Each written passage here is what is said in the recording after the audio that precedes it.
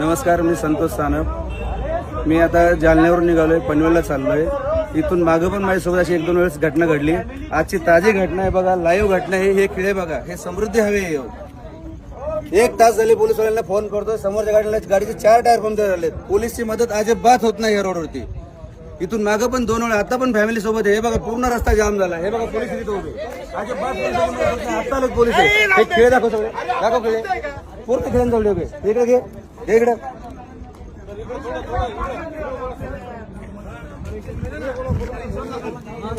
भाऊ, इथून मागून माझ्यासोबत अशा घटना 2 वेळा झाल्यात. तेव्हा पण मी पोलिसांना फोन केला, अजिबात पोलिसांची मदत होत नाही.